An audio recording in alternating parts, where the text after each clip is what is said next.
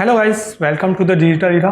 आज हम स्टार्ट कर रहे हैं new chapter accounts of not for profit concern. यहाँ पे स्पेसिफिक वर्ड यूज हुआ है नॉट फॉर प्रॉफिट कंसर्न। तो क्या इस तरह के भी ऑर्गेनाइजेशन होते हैं जो बिना प्रॉफिट के काम करते हैं? जी हाँ दोस्तों, बिजनेस ऑर्गेनाइजेशन दो तरीके के होते हैं। एक वो ऑर्गेनाइजेशन जो ट्रेडिंग ऑर्गेनाइजेशन होते हैं और एक वो जो नॉन ट्रेडिंग ऑर्गेनाइजेशन होते हैं। ट्रेडिंग ऑर्गेनाइजेशन वो ऑर्गेनाइजेशन होते हैं जो सिर्फ स्पेसिफिक बिजनेस पर्पज के लिए कर रहे हैं, जिनका मेन मोटो होता है buying and selling of goods and services और प्राइमरी ऑब्जेक्टिव उनका होता है प्रॉफिट अर्न। ज़्यादा से ज़्यादा प्रॉफिट, मैक्सिमाइजेशन ऑफ प्रॉफिट, ज़्यादा से ज़्यादा प्रॉफिट अर्न करना और उस प्रॉफिट को अपने शेयर होल्डर्स के साथ एज ए डिविडेंड, और पार्टनर्स अगर है तो पार्टनर्स अपने प्रॉफिट के रूप में उसे अपने साथ रखते हैं। यानी उनका मैक्सिमम जो उनका जो मोस्ट प्राइमरी ऑब्जेक्टिव जो होता है वो सिर्फ होता है प्रॉफिट। बट दूसरे ऑर्गेनाइजेशन होते हैं वो होते हैं non trading organisation. Non trading organisation अर्थात वो ऑर्गेनाइजेशन जिनका मेन मोटो होता है सर्विस प्रोवाइड करना, मदद करना, राइट। सर्विस प्रोवाइड करना टू द मेंबर्स यानी वो पर्सन जिन्होंने इनके साथ मेंबरशिप ली है, वो जो इनके साथ जुड़े हुए हैं, और उनको हेल्प करना, उनके लिए सारी चीजें प्रोवाइड करना, सर्विसेज प्रोवाइड करना, ये इनका मेन मोटो होता है। इसीलिए इस तरह के बिजनेस ऑर्गेनाइजेशन को बोला जाता है नॉट फॉर प्रॉफिट कंसर्न और नॉट फॉर प्रॉफिट ऑर्गेनाइजेशन।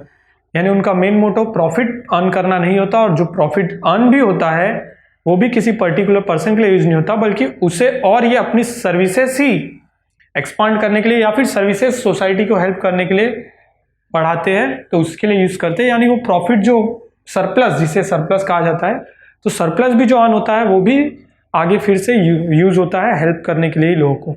तो इस तरह not for profit concern organisation में अकाउंट्स क्यों मेंटेन किया जाता है? तो एज पर अकाउंटिंग स्टैंडर्ड इन्हें अकाउंट्स मेंटेन करना जरूरी इसलिए है ताकि जो इनके सर्विस मेंबर्स है उन मेंबर्स को सारी एक्टिविटीज क्लियरली हो रही है या नहीं, और उसमें किस तरह से मनी यूज किया जा रहा है। क्योंकि मेंबर्स जो है वो कुछ ना कुछ अमाउंट एवरी ईयर, जैसे सब्सक्रिप्शन अमाउंट होता है जो एवरी ईयर वो लोग पे करते हैं उन चैरिटेबल ट्रस्ट हो गया, अदरवाइज हॉस्पिटल हो गए, ट्रेड यूनियन हो गए, यूनिवर्सिटीज हो गए, स्कूल्स हो गए, कॉलेजेस हो गए, अदर रिलीजियस बहुत सारे ऑर्गेनाइजेशन होते हैं। तो उनका सिर्फ मेन मोटो होता है कि वो लोगों की मदद करें, और ऐसे में वो जो पैसा मेंबर्स उसमें कंट्रीब्यूट कर रहे, तो क्या वो पैसा बराबर यूज हो रहा है या नहीं, इसलिए अकाउंट्स मेंटेन करना जरूरी हो जाता है। तो इस तरह के ऑर्गेनाइजेशन का अकाउंट किस तरह मेंटेन किया जाता है ये हम डिटेल में इस चैप्टर में देखेंगे। सो पहले हम देख लेते हैं इंट्रोडक्शन पार्ट में। तो इंट्रोडक्शन पार्ट में मैंने आपको बताया जिस तरह से ट्रेडिंग और नॉन ट्रेडिंग दो ऑर्गेनाइजेशन होते हैं। ट्रेडिंग ऑर्गेनाइजेशन यानी बिजनेस ऑर्गेनाइजेशन जो पूरी प्योरली बिजनेस, उनका मोटो होता है buying and selling of goods and services, और manufacturing of goods and services जिनका मेन मोटो प्रॉफिट अर्न करना है, ज्यादा से ज्यादा मैक्सिमाइजेशन ऑफ प्रॉफिट इनका प्राइमरी ऑब्जेक्टिव होता है। और उसके उल्टा हमने देखा नॉट फॉर प्रॉफिट कंसर्न, जहां पे हॉस्पिटल्स आ गए, चैरिटेबल ट्रस्ट, ट्रेड यूनियंस बहुत बार होते हैं, chamber of commerce, colleges, universities, institution होते हैं, बहुत सारे स्पोर्ट्स क्लब होते हैं जहां पर हम लोग मेंबरशिप ले सकते हैं। इस तरह के बहुत सारे क्लब है जहां पर accounts of not for profit concern organisation जिन्हें हम कहते हैं। मीनिंग, तो not for profit concern organisation की मीनिंग भी यही है कि जहां पर ट्रायल बैलेंस नहीं होता है, अकाउंटिंग स्टेटमेंट पूरी तरह से चेंज हो जाते हैं। हम नए तरह के अकाउंटिंग स्टेटमेंट इसमें यूज करते हैं, जैसे रिसिप्ट एंड पेमेंट अकाउंट होता है, इनकम एंड एक्सपेंडिचर अकाउंट होता है, बैलेंस शीट जो इनकी पोजीशन बताती है, राइट। इसमें हम लोग profit and loss account, trading account, partners capital, current account, इस तरह के अकाउंट्स नहीं यूज करते जो ट्रेडिंग ऑर्गेनाइजेशन में यूज होते हैं। ठीक है, फीचर्स क्या क्या है? तो सबसे पहला और मेन फीचर्स हमेशा not for profit concern organization का यही होगा कि इनका प्राइमरी ऑब्जेक्टिव है टू सर्व द सोसाइटी के लिए सर्विस देना, और सर्व फॉर द मेंबर्स जिन्होंने इसमें पार्टिसिपेट किया है, जिन्होंने यहाँ पर अपना सब्सक्रिप्शन दिया है, डोनेशन दिया है, एडमिशन फीस पे कर मेंबरशिप ली हुई है, इनके लिए सर्व करना इनका मेन मोटो होता है। बहुत सारे क्रिकेट स्पोर्ट्स क्लब होते हैं, जैसे क्रिकेट क्लब ऑफ इंडिया है, जैसे लॉटरी क्लब होते हैं, right, rotary club of India, और रोटरी क्लब पर्सनली किसी प्लेस का भी स्पेशली होता है, राइट। सो इस तरह से ये क्लब होते हैं नॉट फॉर प्रॉफिट कंसर्न। तो फीचर्स, सबसे पहला फीचर्स इनका यही हो जाता है कि ये इनके मेंबर्स को हेल्प करेंगे। Second and very important features है कि ये प्रॉफिट के पीछे कभी भी नहीं जाएंगे। इनका मेन मोटो सिर्फ सर्विस, मतलब अमाउंट अर्न करना इनका मोटो है, बट वो अमाउंट किस तरह से अर्न होता है? वो अमाउंट अर्न होता है मेंबरशिप फीस लेकर, एडमिशन फीस लेकर, डोनेशन लेकर, राइट। और डोनेट करने के लिए जो मेंबर इसमें पैसा अपना लगाते हैं उन्हें कहा जाता है मेंबर्स ऑफ द सोसाइटी, और उन मेंबर्स को सर्विस देना इनका प्राइमरी मोटो हो जाता है। अब हम डिफरेंस देखेंगे प्रॉफिट ऑर्गेनाइजेशन और नॉट फॉर प्रॉफिट ऑर्गेनाइजेशन के बीच में। मेन डिफरेंस क्या है? सबसे पहला जो मैंने आपको बताया कि इनका अर्न और मैक्सिमाइजेशन ऑफ प्रॉफिट रहेगा, यानी ज़्यादा से ज़्यादा प्रॉफिट बढ़ाने के लिए सिर्फ प्रॉफिट ऑर्गेनाइजेशन काम करता है, लेकिन इनका सर्व फॉर द मेंबर और serve for the society, serve for the member और सोसाइटी। ट्रायल बैलेंस, जी हाँ, इसमें ट्रायल बैलेंस भी नहीं होता। ट्रायल बैलेंस जो हम ट्रेडिंग ऑर्गेनाइजेशन में यूज करते हैं ना लेजर बैलेंसेस के लिए, तो इसमें ट्रायल बैलेंस नहीं होता। सो प्रॉफिट ऑर्गेनाइजेशन में तो ट्रायल बैलेंस यस है, ट्रायल बैलेंस से ही हम लोग आके के फाइनलाइजेशन अकाउंट करते, पर इसमें हम कैसे करेंगे? तो इसमें ट्रायल बैलेंस तो नहीं होता, सो मैं मेंशन करूंगा नो। बट हम लोग अपना अकाउंट्स कैसे मेंटेन करेंगे? तो अकाउंट्स के लिए यहाँ पर दो तरीके, एक अकाउंट दिया होता है हमें जो होता है रिसिप्ट एंड पेमेंट अकाउंट, जिसमें दो साइड है। सो रिसिप्ट एंड पेमेंट अकाउंट में सारे बैलेंसेस होते हैं जिससे हम लोग प्रिपेयर करते हैं फाइनल अकाउंट। इसको हम डिटेल में मैं आपको बताऊंगा रिसिप्ट एंड पेमेंट अकाउंट क्या होता है, ठीक है। इसके बाद अकाउंट स्टेटमेंट, कौन से अकाउंट स्टेटमेंट हम लोग प्रिपेयर करते हैं प्रॉफिट ऑर्गेनाइजेशन में? हम प्रिपेयर करते हैं ट्रेडिंग अकाउंट, इसके बाद हम प्रिपेयर करते हैं प्रॉफिट एंड लॉस अकाउंट, और हम प्रिपेयर करते हैं बैलेंस शीट, राइट।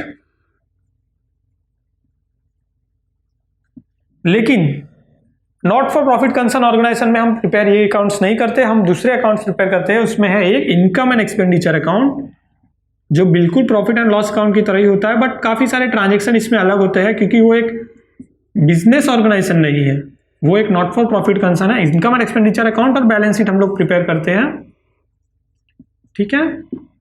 इसके बाद नेट रिजल्ट, प्रॉफिट ऑर्गेनाइजेशन में हमारा नेट रिजल्ट क्या होता है? नेट प्रॉफिट होता है, राइट। यानी हमने कितना प्रॉफिट अर्न किया for the whole financial year, हम लोग जब पूरे ट्रांजेक्शन कर लेते हैं। But not for profit concern organisation में हमारा नेट रिजल्ट होता है सरप्लस और डेफिसिट। जैसे यहाँ पर नेट प्रॉफिट और नेट लॉस होता है, वैसे ही प्रॉफिट नहीं होता, यहाँ पर हम इसे सरप्लस टर्म यूज करते हैं बिकॉज ये नॉट फॉर प्रॉफिट कंसर्न है। जो प्रॉफिट हो रहा है वो प्रॉफिट कभी भी यूज नहीं किया जा रहा है किसी भी पर्सन को, मतलब इसका अमाउंट नहीं पे किया जा रहा है, बल्कि वो प्रॉफिट कैपिटलाइज कर दिया जाता है वापस से, और कैपिटलाइज करके उसको वापस से फ्यूचर एक्टिविटीज के लिए, फ्यूचर लोगों के हेल्प के लिए यूज किया जाता है, राइट।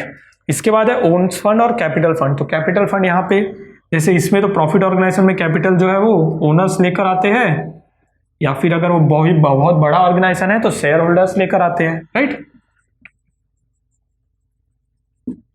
लेकिन not for profit concern organisation में क्या होता है? कैपिटल फंड जो है वो क्रिएट किया जाता है। कोई भी एक पर्सन जो है वो स्पोर्ट्स क्लब या ये सब क्लब्स जो होते हैं इसमें मेंबर्स होते हैं, तो मेंबर्स के थ्रू चलता है। मेंबर्स अपनी एक यूनियन बना के उसके थ्रू से रन करती है, उसका मैनेजमेंट देखती है। बट वो किसी एक पर्टिकुलर पर्सन का नहीं होता है कि ये मेरा ऑर्गेनाइजेशन है, ये क्लब मेरा है, नहीं, इस तरह से नहीं होता है। ये क्लब सभी मेंबर्स के लिए इक्वली काम करते हैं। तो ऐसे में इनका कैपिटल किस तरह से रेज होता है? इनके जो डोनेशन इन्हें रिसीव होते हैं, बहुत सारी चैरिटेबल ट्रस्ट होते हैं जिनके डोनेशन मिलते हैं, फिर एडमिशन फीस ये लोग लेते हैं मेंबर्स को ऐड करने के लिए, सब्सक्रिप्शन फीस लेते हैं। सब्सक्रिप्शन फीस यानी एवरी ईयर एक पर्टिकुलर फिक्स अमाउंट होता है जो पे करना होता है उस ट्रस्ट के साथ या फिर उस यूनियन के साथ हमें जुड़ा रहना है, तो एक पर्टिकुलर अमाउंट स्पेसिफिक हमें पे करना होता है। तो इस तरह से एडमिशन फीस हो गई, डोनेशन हो गए, सब्सक्रिप्शन हो गए, ये सारे अमाउंट जो हमें रिसीव होते हैं उससे हम लोग कैपिटल रेज करते हैं इसमें, ठीक है। एडमिशन फीस, डोनेशन, तो इस तरह से चैरिटेबल ट्रस्ट और इस तरह से not for profit concern organization काम करते हैं। आगे हम देखेंगे इसके रिसिप्ट एंड पेमेंट अकाउंट में क्या क्या चीजें हम लोग लेते हैं। सो गाइस, अब हम देख रहे हैं कि need for maintaining A books of account. Charitable trust है, पैसा आ रहा है, हम इसको सर्विस के लिए यूज कर रहे, लोगों की हेल्प के लिए यूज कर रहे, तो फिर इसकी क्या जरूरत है कि हमें मेंटेन करना पड़ रहा है अकाउंट्स? क्योंकि हम तो चैरिटेबल ट्रस्ट है, हमें तो किसी कोई चीज की कोई प्रॉब्लम नहीं है। बट पैसा कहाँ से आ रहा है और कहाँ जा रहा है, राइट?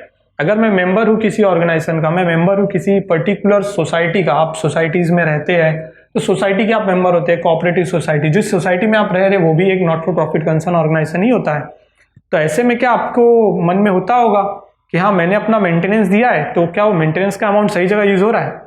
एग्जैक्टली इसीलिए नॉट फॉर प्रॉफिट कंसर्न में भी काम किया जाता है। नॉट फॉर प्रॉफिट कंसर्न में बुक्स ऑफ अकाउंट मेंटेन करना इसलिए सबसे पहले जरूरी हो जाता है कि पैसा आ रहा कहाँ से और वो पैसा क्या सही जगह पे यूज हो रहा है।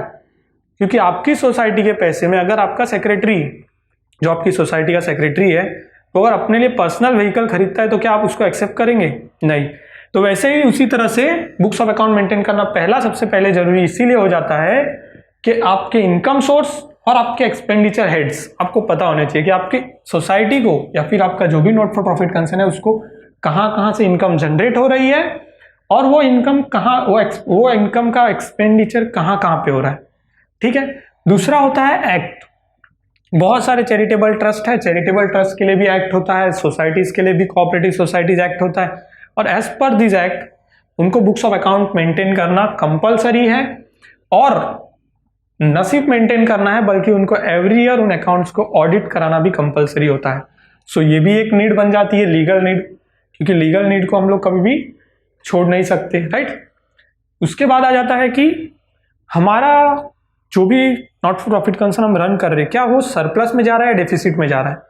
क्योंकि आप अपनी सोसाइटी में अगर मेंटेनेंस जमा कर रहे हो, आप सेक्रेटरी हो, अगर आपको एवरी ईयर 10,000 रुपये मेंटेनेंस आ रहा है और आपके सोसाइटी का एक्सपेंडिचर अगर 15,000 है, तो आप उसे कब तक मेंटेन कर पाओगे, नहीं मेंटेन कर पाओगे। तो इसीलिए अकाउंट्स अगर आप मेंटेन करते हो, आपको पता चलता है कि हाँ पूरी सोसाइटी में इनकम इतना ही हो रहा है जबकि एक्सपेंडिचर ज्यादा हो रहा है, तो आप उसको इनकम को जनरेट करने के सोर्स ढूंढ सकते हो। तो इसलिए भी बुक्स ऑफ अकाउंट मेंटेन करना जरूरी हो जाता है, ठीक है guys. So need for books of maintaining books of account इस पे कंपलसरी है और इसीलिए इसकी जरूरत है, ये मैंने आपको बताया। इसके बाद है receipt and payment account. So guys, जिस तरह सारे लेजर्स मेंटेन होते हैं ट्रेडिंग ऑर्गेनाइजेशन में, बिजनेस ऑर्गेनाइजेशन में, जो प्रॉफिट वाले ऑर्गेनाइजेशन है, वहां पर हम cash book, subsidiary books, ledger books maintain करते हैं। उनकी सारी एंट्रीज जो होती है वो हम लोग ट्रायल बैलेंस में, उसके जो फाइनल बैलेंस है 31 मार्च को मिलते हैं, वो हम लोग ट्रायल बैलेंस में ट्रांसफर करते हैं, राइट। ठीक उसी तरह से हम अपने अकाउंट इसमें भी मेंटेन करते हैं नॉट फॉर प्रॉफिट कंसर्न में, जहां पे हम लेजर भी मेंटेन कर रहे हैं डे टू डे ट्रांजेक्शन के लिए, कैश बुक मेंटेन कर रहे हैं अपने डे टू डे ट्रांजेक्शन के लिए, हम सब्सिडरी बुक मेंटेन कर रहे हैं, पेटी कैश बुक मेंटेन कर रहे हैं, और उसके बाद उन सारे लेजर बैलेंसेस को ट्रायल बैलेंस में नहीं, नॉट फॉर प्रॉफिट कंसर्न में रिसिप्ट एंड पेमेंट अकाउंट में ट्रांसफर किया जाता है। सारे debit balance and receipt side आते हैं और सारे क्रेडिट बैलेंसेस पेमेंट साइड आते हैं, राइट। बट क्या रिसिप्ट और पेमेंट, इसका मीनिंग आपको पता है गाइस? रिसिप्ट का अर्थ होता है पैसा कहां कहां से रिसीव हुआ, रिसीव्ड वर्ड से बना है रिसिप्ट, ओके। और पेमेंट तो हमें इजीली पता चल रहा है पेमेंट, क्योंकि हम लोग पेमेंट गेटवे यूज कर रहे हैं आजकल, पेमेंट करते भी है लोगों को, किसी को भी पैसा देते। बट ये पेमेंट भी दो तरीके से होते हैं और रिसिप्ट भी दो तरीके से होती है। सबसे पहले मैं आपको रिसिप्ट का कंसेप्ट बताऊंगा। सो गाइस, रिसिप्ट, अब पैसा जो है वो दो चीजों के लिए आ सकता है, तो दो पार्ट में डिवाइड हो जाता है। एक, कोई अमाउंट, जैसे आप सोसाइटी का ही मैं आपको एग्जांपल लेता हूं, क्योंकि आप सोसाइटी में मान लो रह रहे हैं, और सोसाइटी में जब रह रहे हैं तो वहां पर कभी कभी क्या होता है, हम लोग एवरी टाइम मेंटेनेंस तो पे करते हैं, एवरी मंथ मंथली मेंटेनेंस पे होता है, राइट।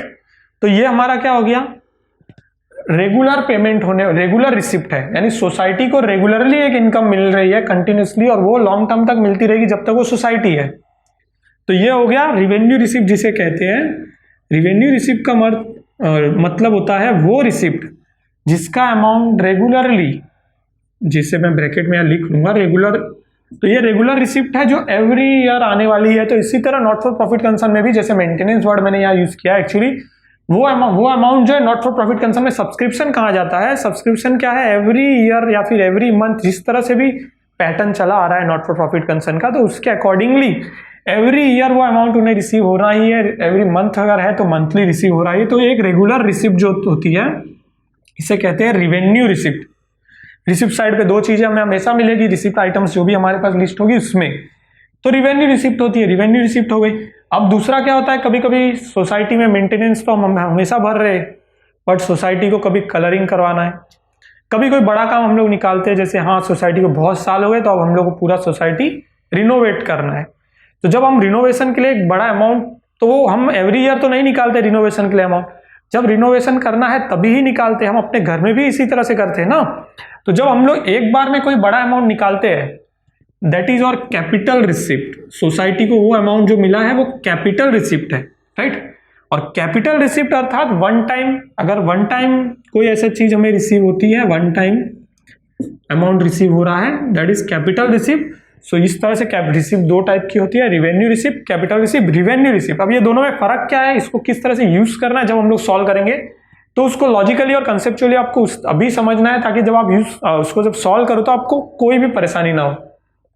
रिसिप्ट में रिवेन्यू रिसिप्ट जो बताई, यानी रेगुलर इनकम जो आपकी होगी, उससे आप इनकम एंड एक्सपेंडिचर अकाउंट में एंट्री करेंगे, इनकम साइड में, राइट। इनकम साइड में आप एंट्री करेंगे क्योंकि वो आपकी रेगुलर इनकम है। लेकिन इस तरह की कोई कैपिटल रिसिप्ट आपको जब रिसीव होती है, किसी तरह का फंड आपको रिसीव होता है बिल्डिंग के लिए किसी तरह का फंड आपको मिल रहा है किसी और चीज़ के लिए, तो ऐसी कैपिटल रिसिप्ट की एंट्री आप बैलेंस शीट में करेंगे, क्योंकि वो लॉन्ग टर्म के लिए मिली हुई चीज़ होती है।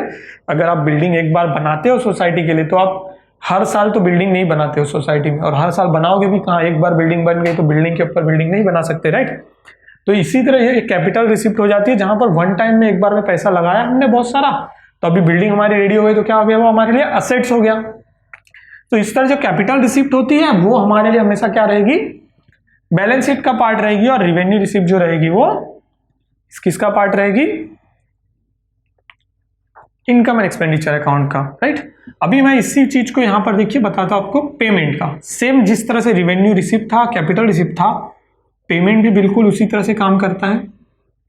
पेमेंट भी बिल्कुल उसी तरह से काम करता है। अगर आप पेमेंट कर रहे हो तो रिवेन्यू पेमेंट भी होगा और कैपिटल पेमेंट होगा। अब रिवेन्यू पेमेंट क्या होता है, फिर से वही बात आ गई, रेगुलर रिवेन्यू यानी रेगुलर पेमेंट। अब रेगुलर पेमेंट क्या होगा, सोसाइटी का एग्जांपल जैसे मैंने लिया है, तो सोसाइटी के एग्जांपल पे ही हम जाते हैं। सोसाइटी में एवरीडे क्लीनिंग होता होगा, वॉशिंग फैसिलिटी एवरीडे होता होगा, पानी आता है, ठीक है। उसके बाद आपके यहाँ कोई गार्ड होगा, वॉचमैन होगा, तो उनको रेगुलरली सैलरी पे करना होता है। म्युनिसिपल टैक्सेस एवरी ईयर आपको पे करने होते हैं। तो इस तरह से जो रेगुलर पेमेंट होने वाली चीजें है, इन्हें रिवेन्यू पेमेंट कहा जाता है, जो कि पार्ट हो जाएगा आपका इनकम एंड एक्सपेंडिचर अकाउंट का। ठीक वैसे ही कैपिटल पेमेंट होता है, जैसे मैंने आपको भी बताया था, बिल्डिंग के लिए आपने फंड निकाला या रिनोवेशन के लिए आपने फंड निकाला, तो जब फंड सोसाइटी के मेंबर्स या फिर जो भी नॉट फॉर प्रॉफिट कंसर्न आप रन कर रहे हो, उसके मेंबर्स जब कोई अमाउंट कंट्रीब्यूट कर रहे हैं तो वो सोसाइटी के लिए क्या हो गया, रिसिप्ट हो गया। लेकिन जब उस जो अमाउंट हमें रिसीव हो गया, अब रिनोवेट के लिए जब हम उस अमाउंट को पेमेंट करेंगे तो वो हमारे लिए कैपिटल एक्सपेंडिचर हो जाएगा, जिसे कैपिटल पेमेंट कहेंगे हम लोग, ठीक है। एक्सपेंडिचर का पार्ट है, तो इस तरह से इसे एक्सपेंडिचर कैपिटल एक्सपेंडिचर कहेंगे। और ये वन टाइम ही पेमेंट होगा, एवरी ईयर तो आप रिनोवेट नहीं करेंगे, तो ये कैपिटल एक्सपेंडिचर हो गया वन टाइम के लिए, तो ये बैलेंस शीट का पार्ट हो गया। तो इस तरह से जब भी हम देख रहे हैं कोई न्यू टर्म हमें मिल रहा है रिसिप्ट एंड पेमेंट अकाउंट में और उसकी एंट्री हम कहाँ करें, तब हमें ये सोचना है कि क्या ये चीज रेगुलर होने वाली इनकम है, क्या ये पेमेंट रेगुलर होने वाला पेमेंट है।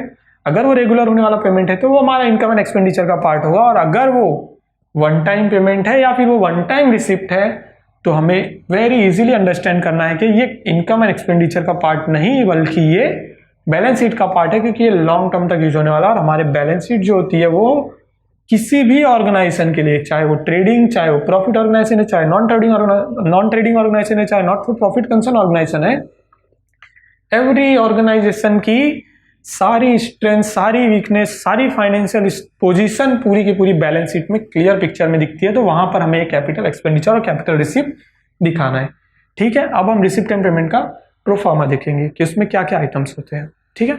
So guys, receipt and payment account क्या होता है, तो रिसिप्ट एंड पेमेंट अकाउंट होता है ट्रायल बैलेंस जो है सेम बिजनेस ऑर्गेनाइजेशन में, so not for profit concern में वो same receipt and payment account होता है। तो आपको क्वेश्चन में क्या दिया होगा, रिसिप्ट एंड पेमेंट अकाउंट दिया होगा, जिसमें सारी रिसिप्ट यानी रिवेन्यू रिसिप्ट, कैपिटल रिसिप्ट पूरी की पूरी, और पेमेंट में सारे के सारे एक्सपेंडिचर यानी रिवेन्यू एक्सपेंडिचर, कैपिटल एक्सपेंडिचर पूरे एक साथ दे दिए जाते। अब उसको क्या करना है, आपको बाइफिकेट करना है दो अकाउंट्स में। एक होता है आपका इनकम एंड एक्सपेंडिचर अकाउंट, दूसरा आपका होता है बैलेंस शीट। अब इनकम एंड एक्सपेंडिचर में अकाउंट में क्या क्या न्यू चीजें आई है वो हम देखेंगे। बहुत सारी चीजें तो सेम है, बट इसमें कुछ चीजें बहुत नई होती है, क्योंकि वर्डिंग्स चेंज हो जाती है। यहाँ पे इनकम के सोर्स अलग है, जैसे हम लोग इनकम साइड ही सबसे पहले देखेंगे, तो यहाँ पर सबसे पहला और सबसे इंपॉर्टेंट सोर्स जो होता है किसी भी not for profit concern organization का, वो होता है सब्सक्रिप्शन। सब्सक्रिप्शन क्या होता है, कोई भी मेंबरशिप अगर आप लेते हो ऑर्गेनाइजेशन में, जैसे कोई लाइब्रेरी हो गई, आप कभी कोई लाइब्रेरी में मेंबरशिप लेते हो, जहाँ पर किसी को बुक पढ़ने का बहुत शौक होता है, वो लाइब्रेरी में जाता है, तो लाइब्रेरी में सब्सक्रिप्शन मॉडल होता है, जहाँ पर एक मेंबरशिप फीस ली जाती है एवरी ईयर या एवरी मंथ, आप ये मेंबरशिप फीस पे करिए। और वेरी पॉपुलर एग्जांपल में मैं अगर आपको बताऊं तो वो होता है जिम ज्वाइन करते हैं आप। तो जब जिम ज्वाइन करते हैं तो आपको एवरी मंथ या एवरी ईयर या फिर जैसा भी पैकेज आप ले रहे हो उसके अकॉर्डिंगली आपको एक अमाउंट फिक्स एवरी टाइम पे करना होता है, तो वो होता है सब्सक्रिप्शन। तो जिम भी एक इस तरह से काम करता है। तो सब्सक्रिप्शन जो हो गया वो एक रेगुलर इनकम है, और रेगुलर इनकम होती है ऑर्गेनाइजेशन के लिए। जैसे मैंने आपको लाइब्रेरी बताया, उसी तरह होते हैं हॉस्पिटल्स, होते हैं एजुकेशनल इंस्टीट्यूट, चैरिटेबल ट्रस्ट होते हैं, स्पोर्ट्स क्लब होते हैं, किसी को स्पोर्ट्स का बहुत शौक होता है, क्रिकेट का शौक होता है, वो क्रिकेट क्लब ज्वाइन करते हैं, स्पोर्ट्स क्लब ज्वाइन करते हैं, तो वहाँ पे एक फिक्स सब्सक्रिप्शन अमाउंट आपको एवरी ईयर पे करना होता है। तो सबसे बड़ा सोर्स जो है वो सब्सक्रिप्शन होता है कभी भी किसी भी not for profit concern organization का। और आपको सब्सक्रिप्शन ही नहीं, जबकि नॉट फॉर प्रॉफिट कंसर्न जब भी आप सॉल्व कर रहे हो तो आपको एक चीज बहुत कंसेप्चुअली सीखनी होती है कि यहाँ पर इनकम जो है वो आउटस्टैंडिंग भी होती है और प्रीपेड भी होती है। लेकिन यहाँ पर जब आपको अमाउंट दिया जाएगा, उस अमाउंट को बड़े ही ध्यान से आपको देखना होता है कि उसको किस तरह से ट्रीट किया जा रहा है। जैसे यहाँ पर देखिए, लेस होने वाले आइटम 2 हो जाते हैं, ऐड होने वाले 2 हो जाते हैं, जबकि आप जब कर रहे थे फाइनल अकाउंट वहां पर सिर्फ एक ऐड होता था आउटस्टैंडिंग, दूसरा लेस होता था प्रीपेड। बट यहाँ पर लास्ट ईयर की इन्फॉर्मेशन भी दी होती है और करंट ईयर की इन्फॉर्मेशन भी दी होती है। तो ऐसे में आउटस्टैंडिंग आपका क्या होता था, आउटस्टैंडिंग हमेशा आपका नेक्स्ट ईयर के लिए होता था, प्रीपेड जो होता था आपका नेक्स्ट ईयर के लिए होता था। लेकिन क्या होगा जब आपको लास्ट ईयर का आउटस्टैंडिंग भी बताया जाएगा। जैसे सब्सक्रिप्शन मॉडल पे आप काम कर रहे हैं, आप किसी लाइब्रेरी से जुड़े हुए हैं, अब लाइब्रेरी में आपका पेमेंट जो है वो मतलब 1000 रुपीज आपको एवरी मंथ सब्सक्रिप्शन पे करना है, आपका 2 मंथ का सब्सक्रिप्शन पे होना बाकी है। और क्या होगा जब आपका लास्ट ईयर का भी पे करना आपका बाकी होगा। तो ऐसे में जब रिसीव फॉर लास्ट ईयर, यानी लास्ट ईयर 2 महीने का पे करना बाकी था और इस साल आपने पे किया, तो मुझे वो इस साल रिसीव हुआ। लेकिन जो इस साल रिसीव हुआ, क्या वो इस साल का सब्सक्रिप्शन है? नहीं, वो लास्ट ईयर का सब्सक्रिप्शन है जो आना बाकी था और इस साल मुझे रिसीव हुआ, इसलिए मैंने उसे लेस किया है। और वैसे ही एक और आइटम मैंने लेस किया हुआ है, रिसीव फॉर नेक्स्ट ईयर। अगर नेक्स्ट ईयर के लिए मैं अभी से सब्सक्रिप्शन रिसीव कर रहा तो वो क्या हो गया, एडवांस हो गया, और एडवांस हम लोग हमेशा माइनस करते। तो इस तरह से हमें देखना है कि क्या एडवांस हम लोग माइनस करते हैं और क्या वो एडवांस लास्ट ईयर का था। अगर वो एडवांस लास्ट ईयर का है तो फिर हम लोग उसे ऐड करेंगे। देखिए, receive during last year for current year, last year में ही रिसीव हो गया था बट करंट ईयर का था, तो इसको मैंने ऐड किया क्योंकि वो लास्ट ईयर रिसीव हो गया था मुझे।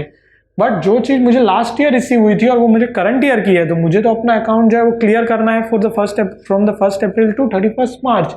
तो 1 अप्रैल से 31 मार्च का पूरा क्लियर करने के लिए मुझे क्या करना होगा, करंट ईयर का जितना भी सब्सक्रिप्शन का एक टोटल फिक्स अमाउंट बनता है वो अमाउंट मुझे यहाँ दिखाना है, बराबर। यानी फाइनल अमाउंट मेरा जो आएगा वो एक exact figure of subscription amount होगा, जो कि मेरे मेंबर्स है इतने और मेरे इतने मेंबर्स से मुझे इतना सब्सक्रिप्शन आना चाहिए। तो मेरा फाइनल अमाउंट यानी एक फाइनल इनकम जो होगी मेरी टोटल सब्सक्रिप्शन अमाउंट होगा, चाहे उसमें लास्ट ईयर का आउटस्टैंडिंग आया है और करंट ईयर का अगर आउटस्टैंडिंग है, चाहे उसमें लास्ट ईयर का एडवांस था तो मुझे वो माइनस करना होगा, और करंट ईयर का अगर एडवांस है वो मुझे माइनस करना है, और लास्ट ईयर का एडवांस अगर मुझे रिसीव हुआ था वो ऐड करना। ये सारी चीजें जब हम लोग करेंगे तब हमें एक फाइनल सब्सक्रिप्शन अमाउंट मिलेगा। ठीक है, तो ये रिसीव फॉर नेक्स्ट ईयर क्या हो गया, ये प्रीपेड हो गया,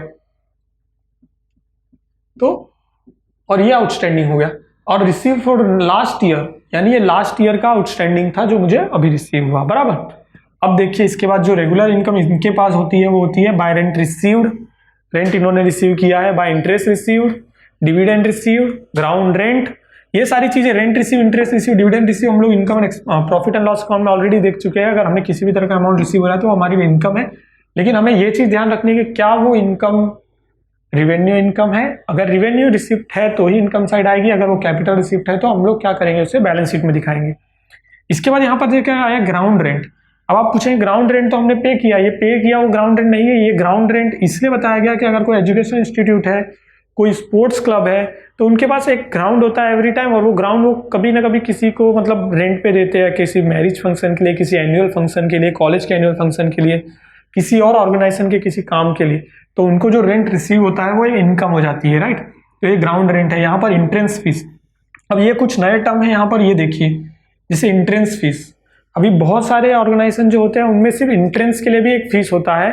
जैसे हमने कोई प्रोग्राम ऑर्गेनाइज किया है तो हमने इंट्रेंस के लिए एक अमाउंट लगा दिया कि हाँ, स्पोर्ट्स क्लब जैसे क्रिकेट क्लब का है तो क्रिकेट क्लब मान लीजिए एक टूर्नामेंट ऑर्गेनाइज कर रहा है, तो उसने उस टूर्नामेंट के लिए एक स्पेसिफाई इंट्रेंस फीस लगा दी जिससे कि वो कुछ इनकम जनरेट कर सके।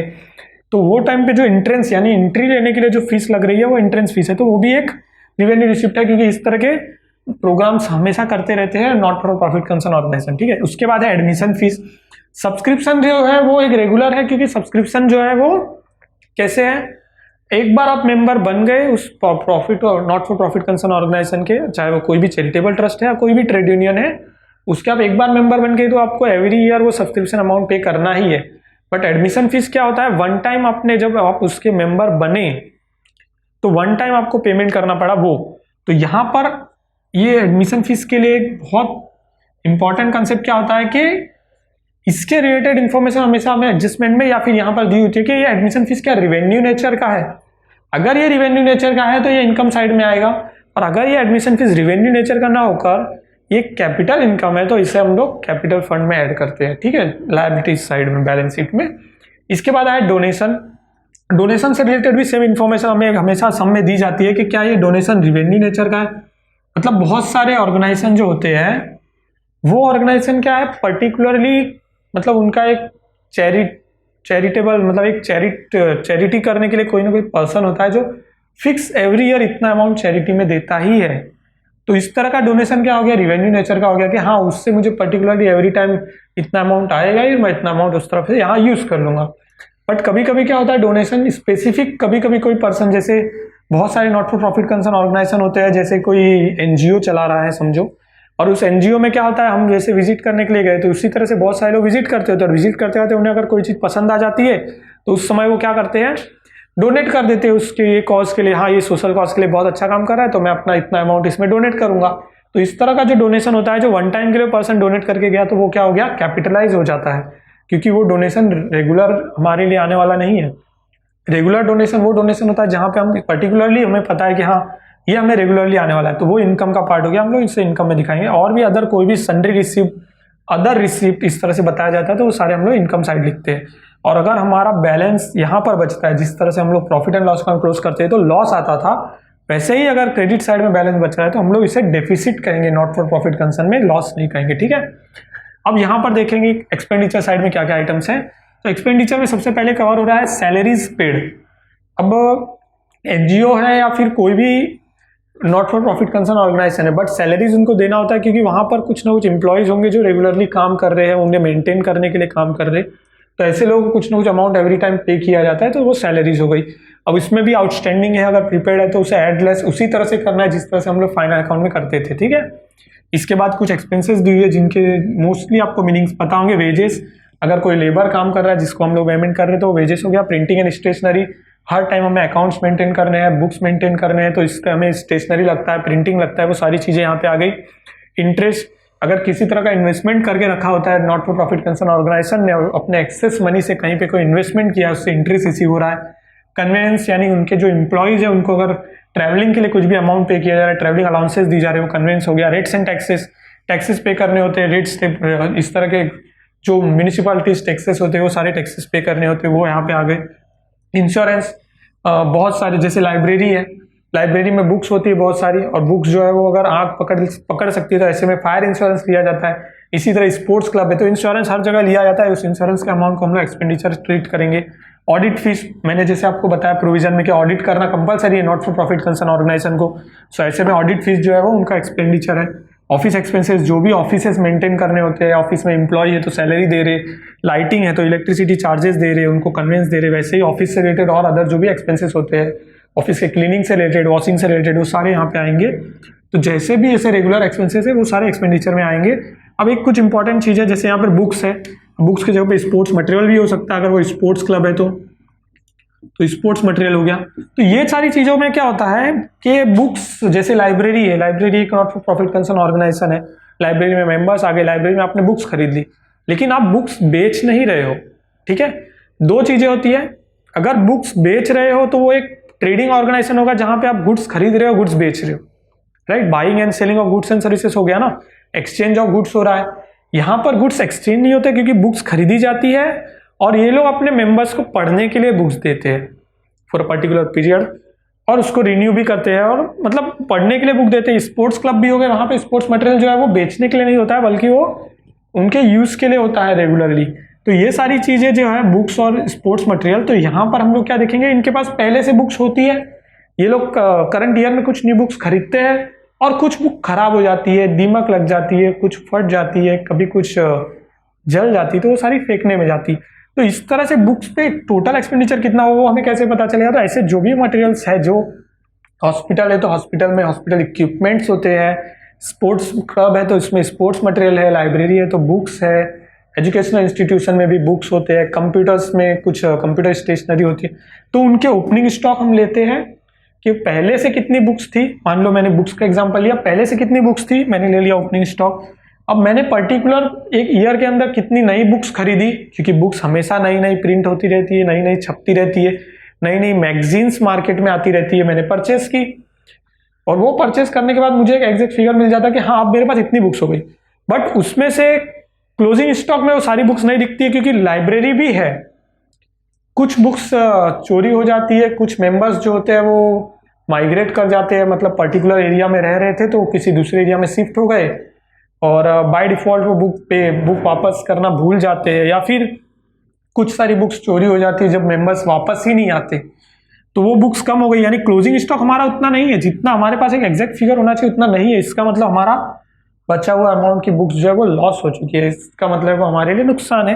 तो वो हम लोग क्लोजिंग स्टॉक यहाँ से माइनस करके यहाँ कर देते हैं, और वो क्लोजिंग स्टॉक का अमाउंट हम लोग अपने क्लोजिंग स्टॉक यानी बैलेंस शीट के असेट साइड में बताते हैं। इसी तरह बाकी सारी चीजें एकदम नॉर्मल है, इलेक्ट्रिसिटी चार्जेस, सन्ड्री एक्सपेंसेस यानी अदर जो भी एक्सपेंसेस है वो सारी चीजें यहाँ पे बताई जाती है।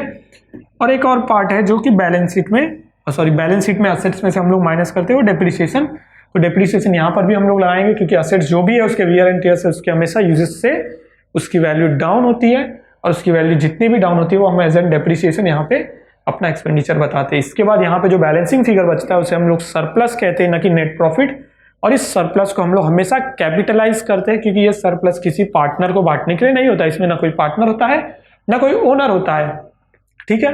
तो नॉट फॉर प्रॉफिट कंसर्न है तो कैपिटल में इसको कैपिटलाइज किया जाएगा, और वो कैपिटल का अमाउंट फ्यूचर एक्टिविटीज के लिए यूज करता है नॉट फॉर प्रॉफिट कंसर्न। अब हम बैलेंस शीट में देखेंगे क्या नए टर्म्स यूज हो रहे हैं इसके अंदर, ठीक है। सो गाइस देखते हैं अभी बैलेंस शीट में क्या क्या नए टर्म यूज हुए हैं। सबसे पहले देखिए यहाँ पे कैपिटल फंड। कैपिटल हम लोग यूज करते थे, कैपिटल अकाउंट यूज करते थे, करंट अकाउंट यूज करते थे जब हमने फाइनल अकाउंट सॉल्व किया था, राइट। बट यहाँ पे कैपिटल फंड वर्ड यूज हुआ है, यानी ये एक फंड है, ये किसी ने इन्वेस्ट नहीं किया पैसा, ना किसी पार्टनर ने लगाया है, ये एक फंड है जो क्रिएट किया गया है। फंड हमेशा क्रिएट किया जाता है, छोटा छोटा अमाउंट कंटिन्यूसली अगर किसी चीज़ के लिए हम जमा करते, किसी स्पेशल कॉज के लिए हम जमा करते तो वो एक फंड होता है। जैसे घरों में मोस्टली लोग घर लेना है मुझे घर खरीदना है, तो उसके लिए एक अमाउंट पर्टिकुलरली जमा करते जाते। तो हाँ, ये होम के लिए, घर के लिए रखा हुआ पैसा है। शादी के लिए लोग पैसा जमा करते कि हाँ ये तो एक मैरिज फंड। उस तरह से यहाँ कैपिटल फंड वर्ड यूज हुआ है, यानी कि एक फंड है जो क्रिएट किया गया है, ठीक है। मैंने आपको पहले भी बताया नॉट फॉर प्रॉफिट कंसर्न में किसी तरह का पैसा कैपिटल नहीं होता, न किसी तरह का प्रॉफिट होता है, वो एक सरप्लस होता है। वो सरप्लस से भी ये फंड क्रिएट होता है, यानी सरप्लस भी हुआ तो फंड में ही ऐड करना है हमें, और उस तरह से ये बढ़ते रहेगा। अब कैपिटल फंड में क्या क्या चीजें मोस्टली ऐड की जाती है, और हमें कोई अलग से कैपिटल फंड के लिए अकाउंट बनाने की भी जरूरत नहीं है। सो यहाँ पर नॉट फॉर प्रॉफिट कंसर्न में हम कैपिटल फंड को स्पेशली लायबिलिटीज साइड में ही रखते, और लायबिलिटीज साइड में हम वहाँ एक स्पेसिफिक प्लेस छोड़ देंगे थोड़ा सा, क्योंकि इसमें मोस्टली ट्रांजेक्शन होते ही है। जैसे हमने इनकम अकाउंट देखा था, income and expenditure account, income side में सब्सक्रिप्शन है, तो सब्सक्रिप्शन के लिए भी हमें स्पेसिफिक प्लेस छोड़ना है, वैसे यहाँ कैपिटल फंड के लिए छोड़ना है।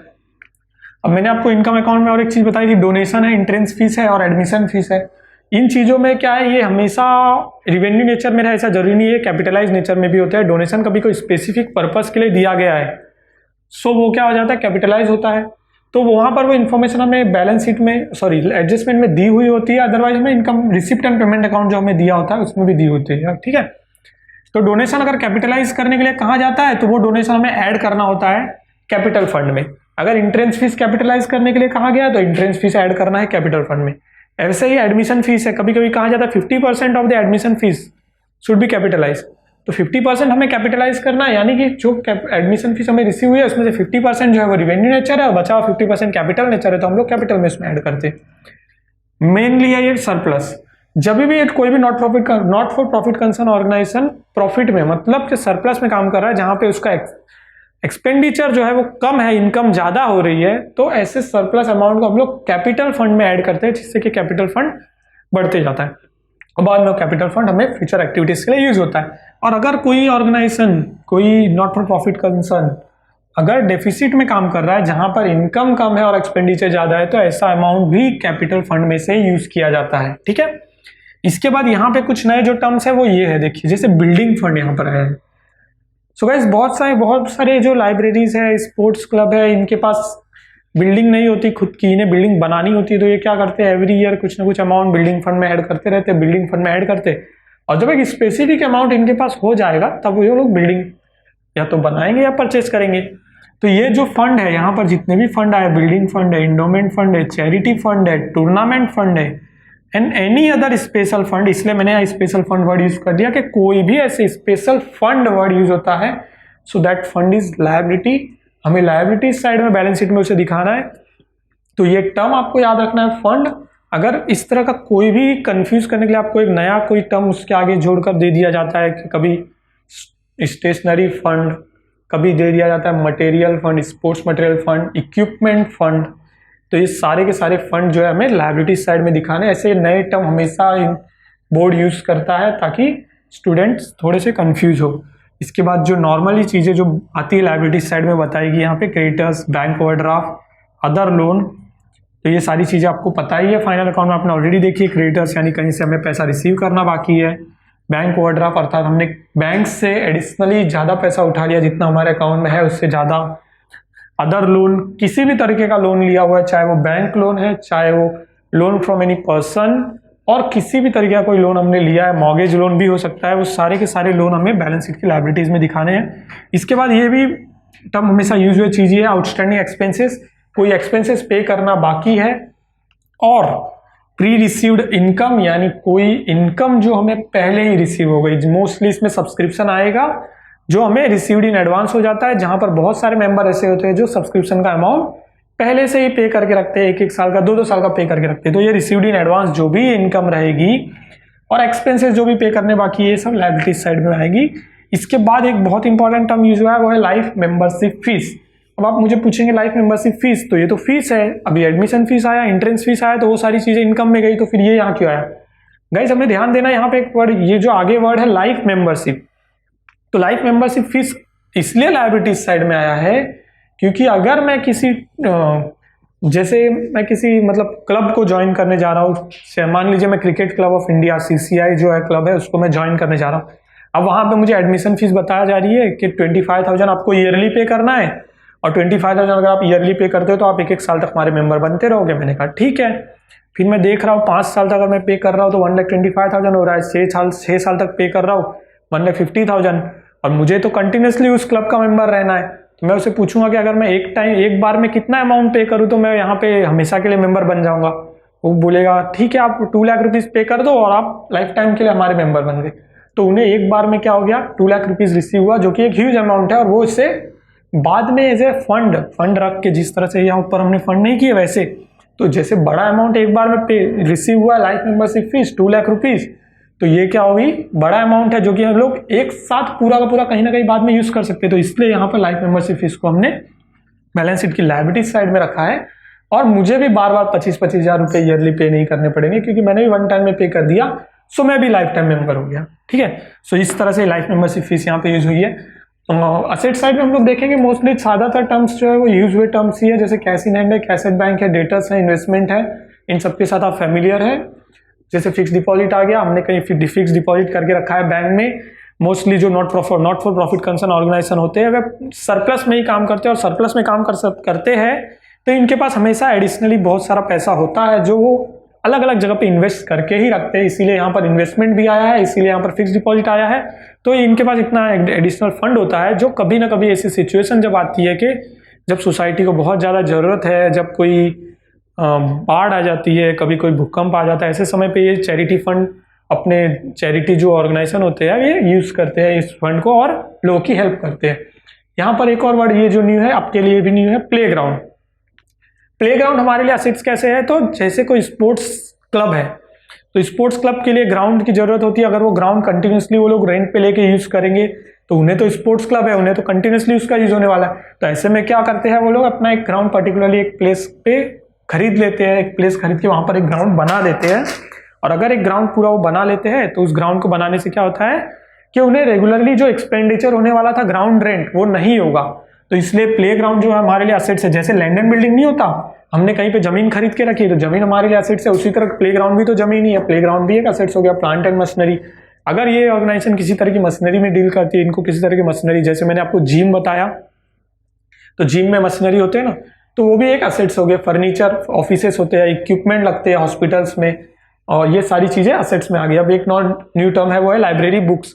मैंने आपको पहले ही बताया लाइब्रेरी होती है, लाइब्रेरी में बुक्स होती है और बुक्स कंटिन्यूसली नई तो नहीं खरीदी जाती ना, एवरी ईयर हम लोग खरीदेंगे फिर उसको रद्दी में बेच देंगे, इस तरह नहीं होता। लॉन्ग टर्म के लिए यूज होती है, मोटिवेशनल बुक्स होती है, अलग अलग लॉन्ग टाइम के लिए यूज होने वाली उनके पास बुक्स होती है, किसी की बायोग्राफी है। तो ये सारी बुक्स जो है असेट्स होती है, क्योंकि ये कंटिन्यूसली लॉन्ग टर्म तक हम लोग यूज कर सकते हैं। उसी तरह स्टॉक ऑफ स्टेशनरी का स्टॉक एक बार में खरीदा जाता है तो उसका जो क्लोजिंग स्टॉक होता है, जो मैंने आपको एक्सपेंडिचर साइड में बताया था किस तरह से निकालना है।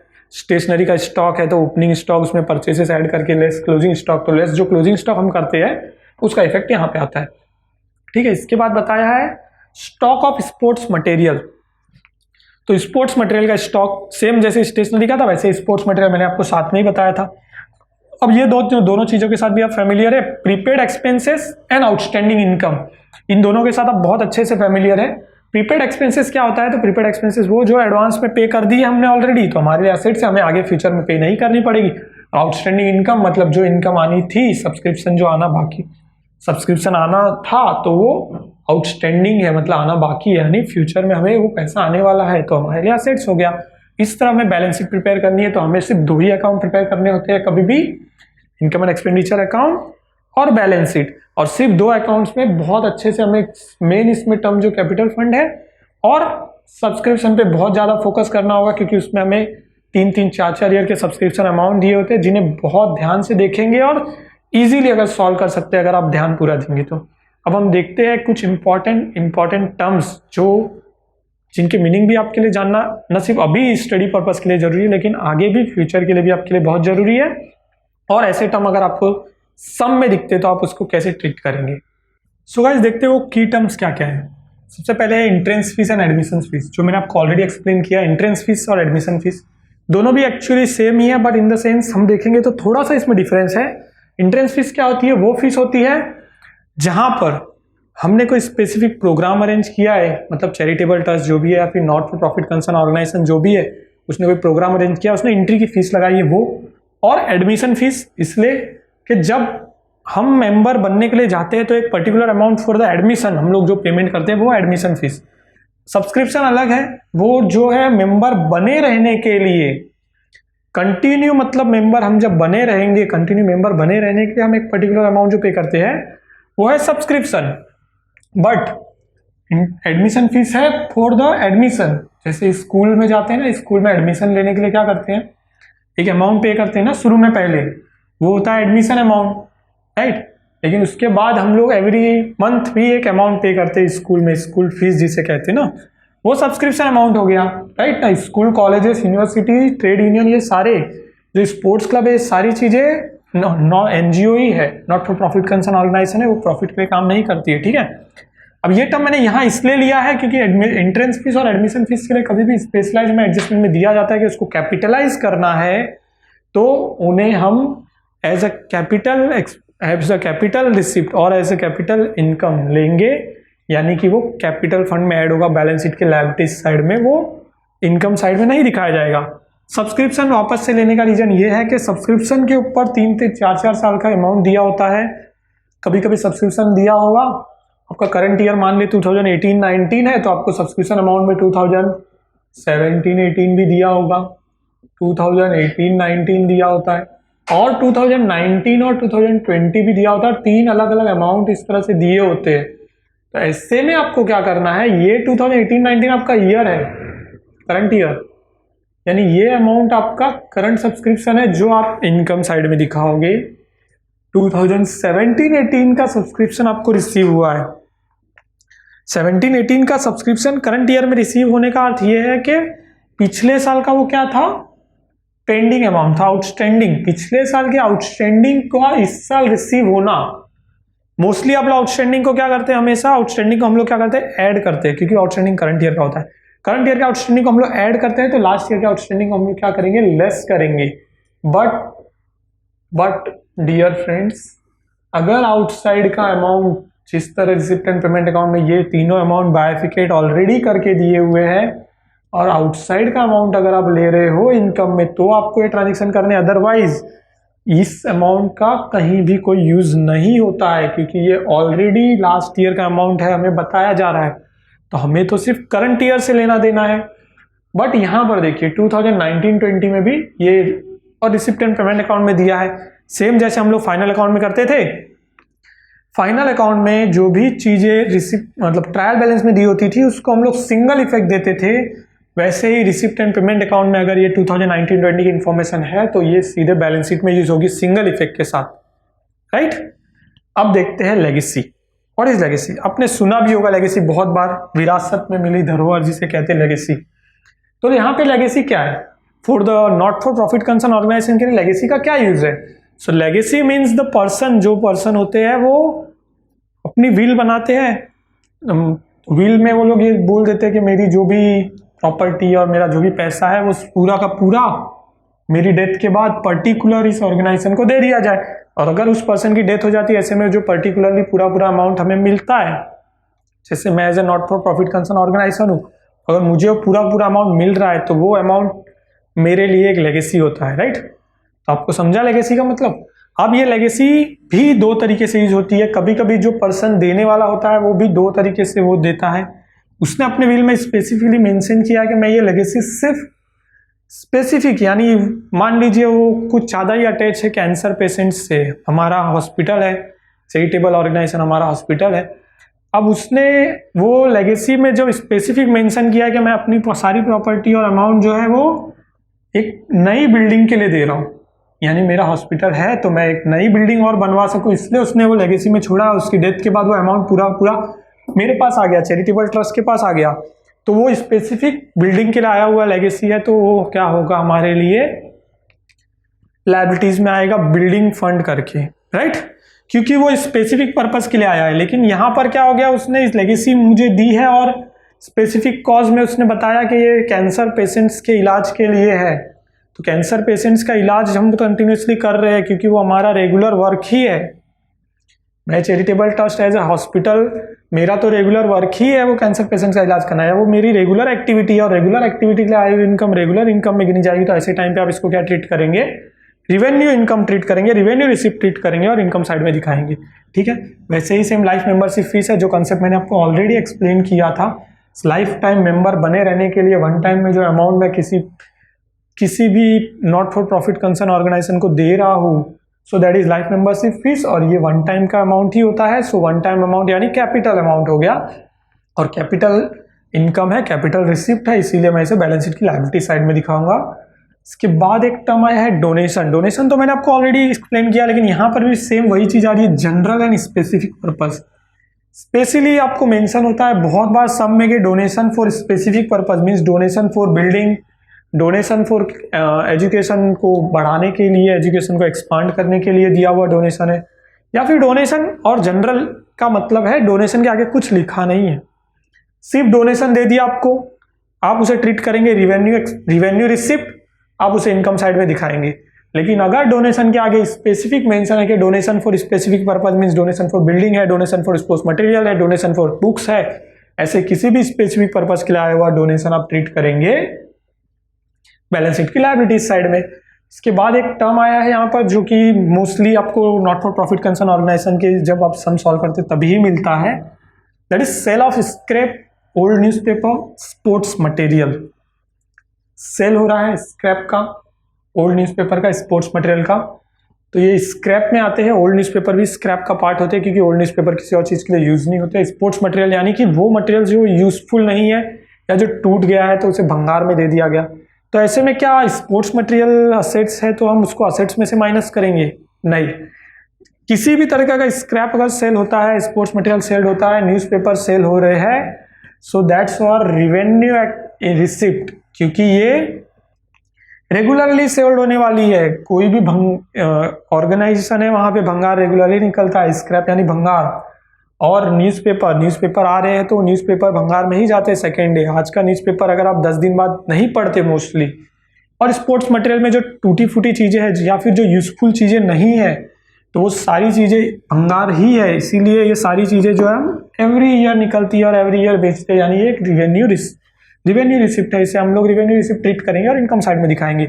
वेरी इंपॉर्टेंट टर्म है जो आपको बहुत ध्यान से देखना है क्योंकि इस तरह के एक्सपेंडिचर्स आते हैं। मैंने आपको दो एक्सपेंडिचर बताए थे, एक रिवेन्यू एक्सपेंडिचर, एक कैपिटल एक्सपेंडिचर। यहाँ पर एक वर्ड यूज हुआ है deferred revenue expenditure. What is deferred? पहली चीज। दूसरी चीज, अगर वो डिफर्ड एक्सपेंडिचर है तो वो रिवेन्यू एक्सपेंडिचर कैसे हो गया? गाइज बहुत छोटा सा एग्जांपल लेते हैं एक एडवर्टीजमेंट का। आप एड शूट देखते होंगे, अमिताभ बच्चन की एड आ रही है घड़ी की, घड़ी डिटर्जेंट, ठीक है। तो क्या वो एवरीडे आता है वो एड शूट करने के लिए, या फिर एक बार जो एड शूट हो गई वो लॉन्ग टर्म के लिए चल रही है? राइट। जो एड एक बार शूट हो जाती है उसके साथ ही उनका एक कॉन्ट्रैक्ट रेडी हो जाता है, ठीक है। और वो कॉन्ट्रैक्ट रेडी हो जाता है कि ये एड जो आपने अभी शूट की है ये 5 साल के लिए है, ठीक है। तो 5 साल तक उस एड को वो कंपनी यूज कर सकती है। उसके बाद अगर उसको वापस यूज करना है, उसको वापस से अमाउंट पे करना होगा उस ब्रांड एम्बेसडर को। ब्रांड एम्बेसडर है अमिताभ बच्चन, तो अमिताभ बच्चन को ब्रांड एम्बेसडर को वापस से अमाउंट पे करना होगा ताकि उस एड को और आगे तक यूज कर सके। तो इसलिए ये एक्सपेंडिचर तो रिवेन्यू है। एडवर्टीजमेंट आप एवरी ईयर कर रहे हो ना, 5 साल का कॉन्ट्रैक्ट है, 5 साल तो पूरा आप उस एडवर्टीजमेंट को दिखाने वाले हो। लेकिन एक्सपेंडिचर का पेमेंट कैसे हुआ है? वन टाइम में हुआ है। आप ऐसे तो नहीं करेंगे कि आपने जिसके साथ एड शूट कराई है उसको आप एवरी ईयर अमाउंट पे करेंगे, ऐसे नहीं होता। एड जब आपने शूट कराई है तभी ही आपको पूरा का पूरा अमाउंट पे करना है। तो आपने 50,000 रुपए एड शूटिंग के उस समय दे दिए, लेकिन ये एक्सपेंडिचर तो 5 साल तक यूज होने वाला है।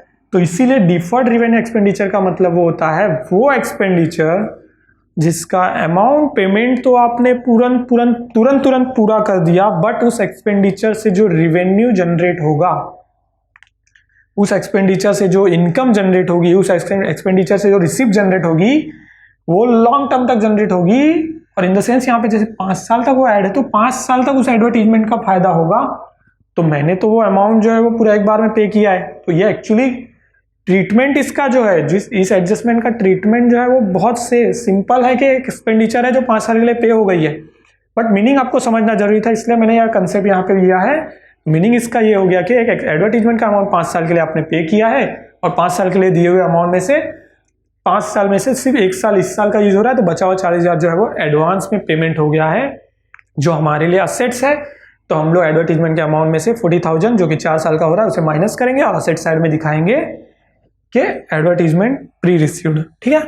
इसके बाद यहाँ पे सेल ऑफ ओल्ड असेट्स दिया है। बहुत बार असेट्स सोल्ड होते हैं, नई नई मशीनरी आती है, नए नए तरीके के जो जिम है उसमें नई चीजें आती है, बुक्स, बहुत सारी मैगजीन्स होती है, मैगजीन पुरानी होती जाती है, तो हमने उसको बुक्स में बताया है, लाइब्रेरी बुक्स हमारे लिए असेट्स है। तो ऐसे टाइम पे उन बुक्स को जब बेचा जाता है तो उन्हें सेल ऑफ ओल्ड असेट्स के रूप में हम लोग एंट्री करते हैं। इसका एंट्री वेरी सिंपल है कि असेट्स आपको दिया होगा उसमें से आपको माइनस करना है, बट इसका यूज इस समय पे ज्यादा हो जाएगा जब आपको, देखिए हमने फाइनल अकाउंट में देखा है ना, फर्नीचर एडिशन हुआ था, न्यू मशीनरी एडिशन जो होता है, तो एडिशन पे जिस तरह से 2 अलग अलग डेप्रिसिएशन चार्ज हुए थे क्योंकि न्यू मशीनरी परचेस हुआ था, वैसे ही इस असेट्स का सेल हो रहा है। तो यहाँ पर डेप्रिसिएशन का इसका इफेक्ट बनेगा कि वो किस डेट को सेल हो रहा है उसके अकॉर्डिंग उसका डेप्रिसिएशन चार्ज और डेप्रिसिएशन कैलकुलेशन वेरी होता है। सो इसलिए आपको ये टर्म यूज करना। तो इस तरह से एक की इंपॉर्टेंट टर्म है जो मोस्टली आपको सम में मिलेंगे। अब हम न्यू सम्स के साथ आगे बढ़ेंगे जहाँ पे सम कैसे सॉल्व करते हैं और उन सम के एडजस्टमेंट की एंट्री किस तरह से करते हैं इनकम एंड एक्सपेंडिचर अकाउंट और बैलेंस शीट में, ये देखेंगे, ठीक है। सो गाइज आपको मेरा वीडियो पसंद आया है तो लाइक करें, चैनल को सब्सक्राइब करें, कमेंट करें और अपने दोस्तों के बीच में शेयर करें।